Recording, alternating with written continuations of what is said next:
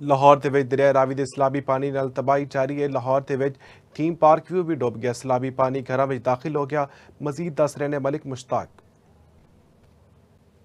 चौंक के इलाके थीम पार्क के बाहर मौजूद हाँ। तो दसते चलिए कि इतने कोई तकरीबन 20-22 घर सी 20-22 प्लाट सन ਜਿਹੜੇ बिल्कुल पानी की नज़र हो गए। तो दसिया भी जा रहा अंदर खुद भी वेख्या कि कई घर ऐसे ने ਜਿਹੜੇ 2-2 मंजिला घर है जिन्हों की पूरी एक मंजिल डुब गई सी। इत्थे रहने वाले लोगों की तबाही हो गई। इन्हों का आखना है कि असीं बिल्कुल एक शह भी कढ़न का टाइम नहीं पानी ने दिता। इस हवाले मेरे नाल एक थीम पार्क के नौजवान मौजूद ने, को पूछ रहे हैं कितना नुकसान हुआ भाई। नुकसान तो तकरीबन 20 घर डूब गई।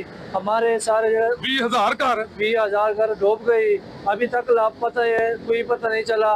लेकिन हम सामान घर से निकले और हम वैसे चले रोड पे, सड़क पे। हम सड़क पे बैठा। आज रात जड़ा है हमारी सड़क पे सोना, जड़ा रात है सड़क पे होना है।